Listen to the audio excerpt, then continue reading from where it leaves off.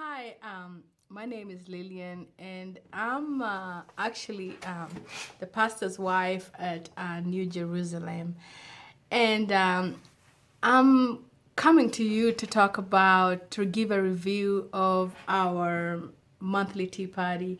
Actually, I'm going to talk about the July one because a lot of people kind of asked me that, man, that was a good tea party, and I'd like to know more about the topic that we had in July. And I'm just going to give a quick review about what the Tea Party in New Jerusalem is all about. I'm sure you've seen it on YouTube because we do have it on our website, and we also do have it on YouTube videos. The Tea Party actually is was started by me, and we talked about it with my husband, and the pastor, he said, okay, when we discussed it, he felt like it was a good idea for us women to have something that we connected as a group.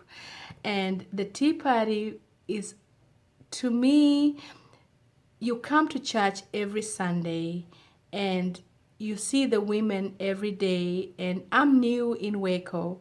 And when I first arrived, I wanted to make friends. I wanted to connect with my church members because I'm new actually to the church group, about 1 year old. But the Tea Party for me, I wanted to connect with the church members, the women, and I felt like we needed something. And the Tea Party came because I'm from actually Africa, Kenya, and we do have tea. Tea is something that you give a visitor when they come. In the morning, you have tea. Every time it's Tea Party, you have friends coming in and you can have tea. And more like a British thing, because actually Kenya is more of a British, former British colony. So the Tea Party we started was supposed to be for us where we were the guest, and actually in the Tea Party we are the guest, but we bring food, we have activities, we pray with each other. Actually, it's more of women of God connecting and praying for each other. During the Tea Party we have activities that help us connect, because how many times do you go to church? You see this lady in church every day, but you don't know, you really don't know her, but you hug her, hey, sister so, sister Mary, how are you? And then you go home, and if somebody asked you about her, you wouldn't know. So the Tea Party actually helps us connect and helps us know each other, because you do activities that really make you know who you're praying for. Because I feel like, how can I pray for you if I don't know you that well? And I know that's I do pray for people I don't know, but still, for the church members, I wanted them to connect whereby I know you, I'm praying for you, I understand what you're going through, I'm here for you, and just feel like you belong. So during every Tea Party, we actually do have fun. We have karaoke. We have lots of activities that anybody would have fun. So I'm gonna talk about one of the topics that really will blow your mind. I'm sure you've heard it, but it's about, let me show you. It's called the spoon theory. Spoon theory. When I first gave this topic to my group and told them the spoon theory, I'm sure they were like, my women, they were like, what about the spoon theory? How does that connect to church? How does that connect to the Bible? How does that connect? But I'm about to talk about, this is 12 spoons, so I'm about to talk about the spoon theory. And in this spoon theory, you're going to understand where our vision actually as a church, really comes in. You know, as women, in our church, we really want to be a church of service, all about service. So the spoon theory.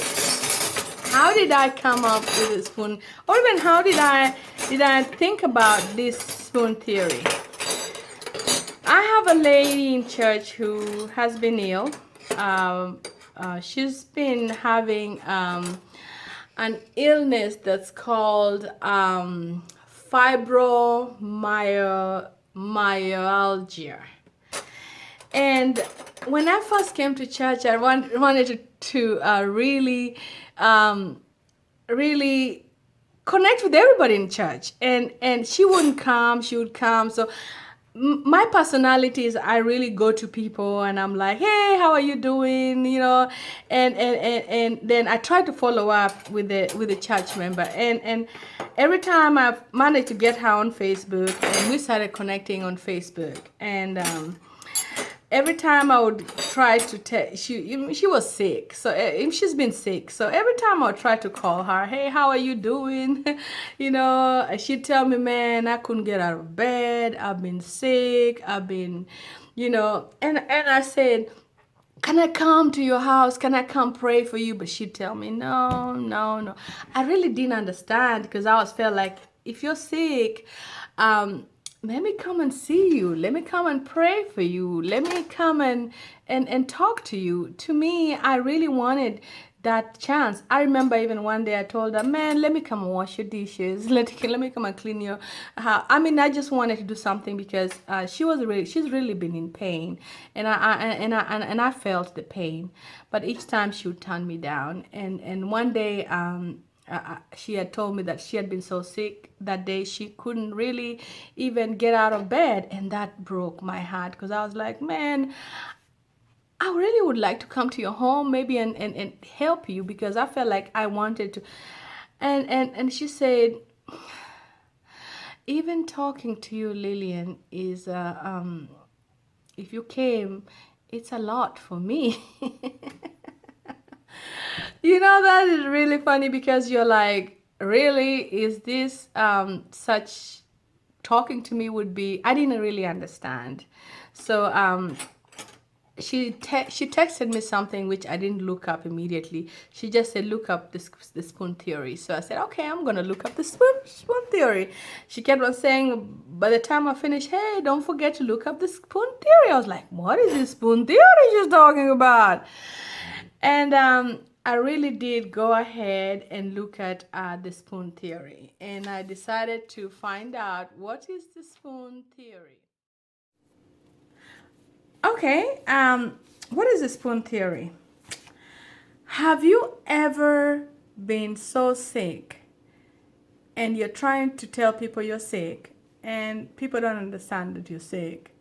And every time you tell somebody that you're sick, they come up, they say, what do you mean you're sick? Have you ever had a relative that is sick all the time? That means every time you talk to her, I have a headache, or I feel tired all the time, I have pain, and you get tired of that relative. The spoon theory actually tries to really look at their point of view, tries to explain it in words how they feel. This was actually started by Miserandino. She had a best friend and they went for lunch, and during lunch, the friend asked her one day and said, how does it feel to have lupus? And Christina wanted to explain to her in a measurable way how it feels to have lupus. So actually the spoon theory tries to put measure on how you feel when you're sick. If you're elderly, how many times do you have people who you're trying to tell your daughter or even granddaughter that, oh, I feel tired today, I can't watch TV. They're like, man, you can't watch TV today? So the spoon theory tries to explain that. So the spoon theory is actually a way came up because of lack of communication between chronically ill or disabled people. You know, the people who are able-bodied, they don't understand how disabled people feel. How do you explain that? Because the spoon theory does tell you that, and I'm touching this spoon so to kind of keep you awake, but this spoon theory tells each spoon, Christina actually took 12 spoons when she was at the restaurant to explain how much, to measure how she feels. What she explained is that if you have 12 spoons in a day, how can you use all of them? Because if you take a bath, it may take a spoon. If you eat, it may take 2 spoons. If you drive, may take another spoon. And if you go for a social event, that could take about 4 spoons. So you only have 3 spoons by the time you get home. So if somebody's telling you, hey, come on over and visit me, and you tell them, I'm too tired, they won't understand because you only have 3 spoons left. That spoon left, you needed to eat dinner, you needed to prepare yourself to sleep, and then you have no spoon left. So if you have no spoon left for the night, what are you going to do? You have to borrow from the next day. So the next day you have a full set of 12 spoons. But those 12 spoons that you have the next day, how are you going to wake up, eat? Because if you borrow a spoon, if the following day you had to do extra, like you went for another social event, you'll have borrowed spoons from the next day. So the next day you only start with 8. So it's a way of trying to explain to able-bodied people how lack of energy or the fact that you don't feel the same as they do. And I'm going to read this, and it's chronically disabled or ill people frequently wish to describe their daily struggles and problems with friends, acquaintances, teachers, professors, bosses, but cannot find the words. So actually the spoon theory does give you the words. So actually this one here is to explain to people like me who is so energetic, and I'm telling you, I'm so energetic that I was pushing my friend who told me about the spoon, who hinted to me about the spoon theory. I kept telling her that I wanted to go and just sit there and talk with her, but I didn't realize that me talking with her would take 4 of her spoons, and then she'll only have like 4, 5, 6, 7, 8 spoons. I'm not good with math. 8 spoons left for the day. So that was gonna take a lot from her. So she told me to read that spoon theory. So to me, this actually deals with people with depression, PSD, and elderly people. And actually the day that I was actually going to do the spoon theory, I have one of the mothers who is my best friend in church, Mother Tubbs. Mother Tubbs is, she's 82 years old, so she doesn't have the same energy as I have. The day I was going to do this presentation, she couldn't come. She was telling me she may not come because actually her sister was working that day, who is a nurse, and was not going to be able to bring her after church. And I kept on pushing her, saying, hey, mother, I really need you to be here because this thing will really work towards, helping you. And I kept on telling her, please don't miss. And after I went back and sat down, I was actually preparing the room.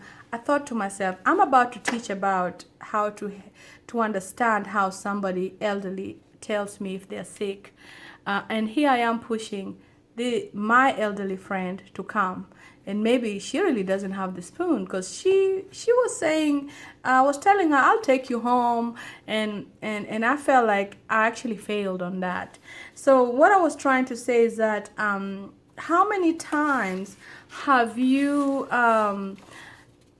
cousin or friend or sister who is sick every day told you, I'm sick, and your answer has always been, why are you always sick?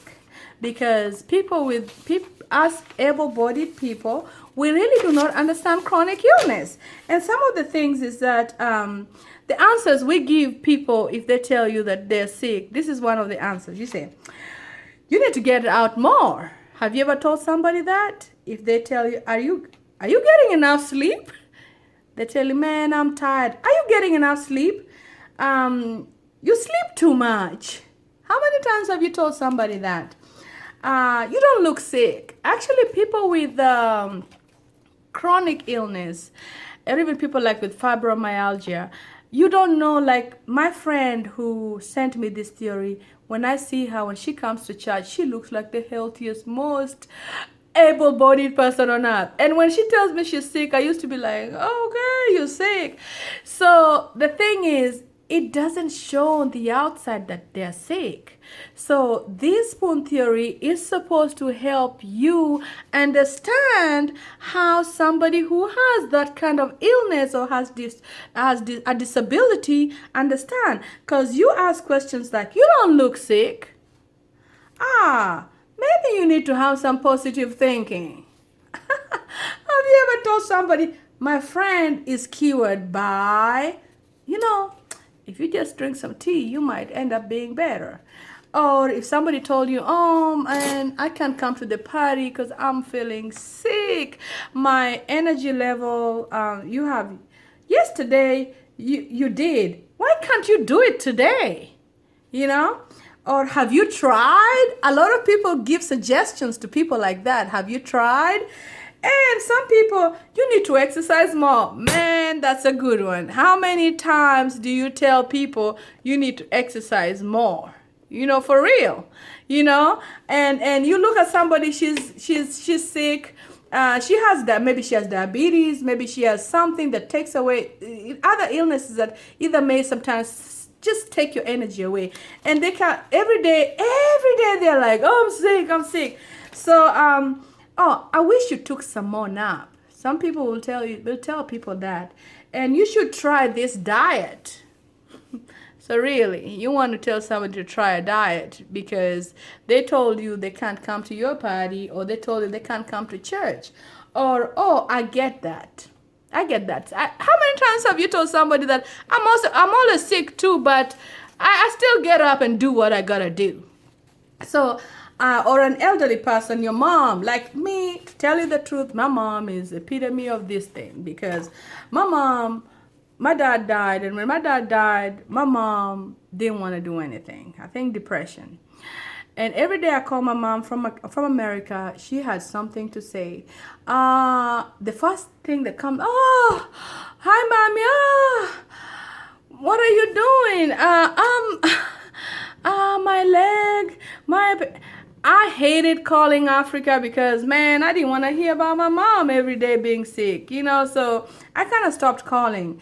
But later on, I would avoid calling her because I just didn't want to hear it. I just felt like, why can't you be better?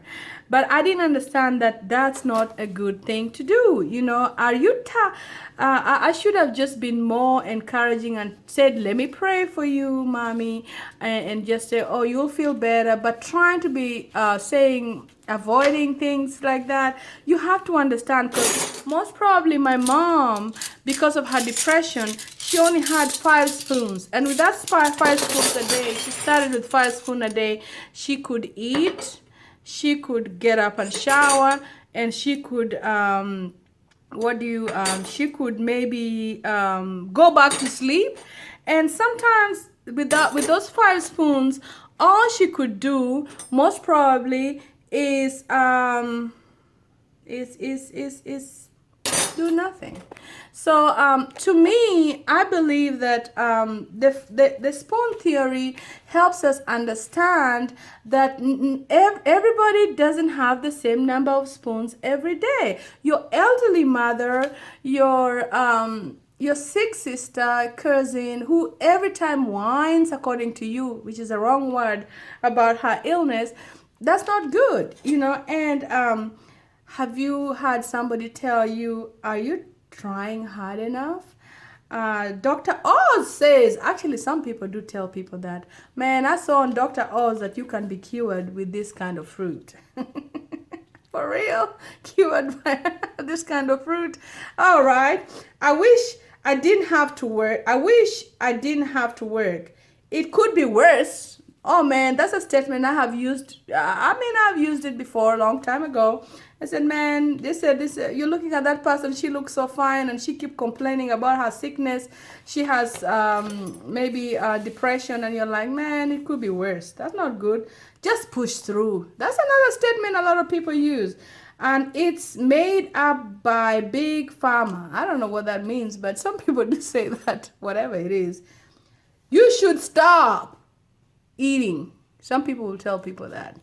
Or I wish I didn't have to work.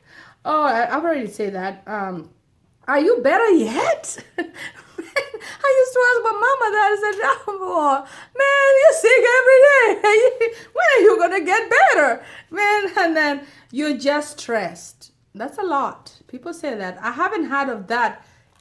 I've never heard of what that disease you're saying. So you shouldn't be showing that kind of tiredness or sickness.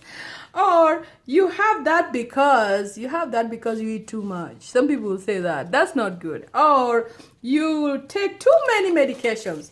That's a good one. A lot of people. So basically, the spoon theory, and I'll go back to my spoon, is basically a way of explaining to people and explaining to you who's watching today that you don't have the same energy as the other person. And just because you can't see the visible illness that they have doesn't mean they are not sick. It doesn't mean, and I was telling you about Mother Tabs. That day, I kind of felt bad because she ended up coming because, of course, she came with she said, Lilian, I couldn't miss this for anything. But I told her, man, I was going to talk about this spoon theory, and I had no right to kind of push you that much because I really didn't know how much spoons you had for the day.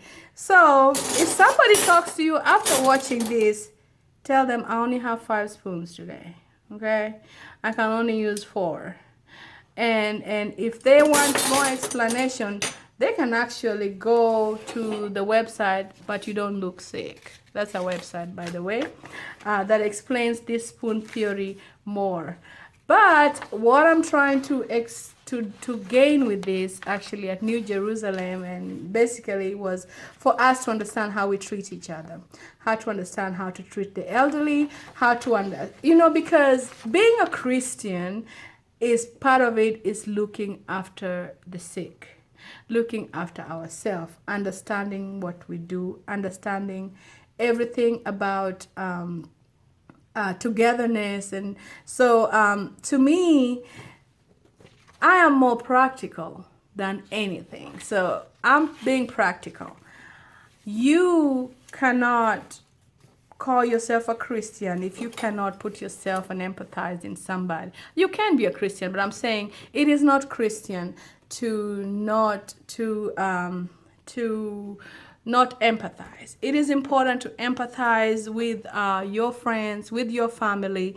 And next time your grandmother tells you, I can't go to that party, or walk faster, or things like that, try and understand that she only has maybe 12 spoons, but all her spoons are used. Even brushing your teeth takes a spoon. And if she uses a spoon to brush, you yourself, me able-bodied, man, I take 12 spoons will last me almost the whole day, because 1 spoon is just what I'll use to cook, clean, and do everything else.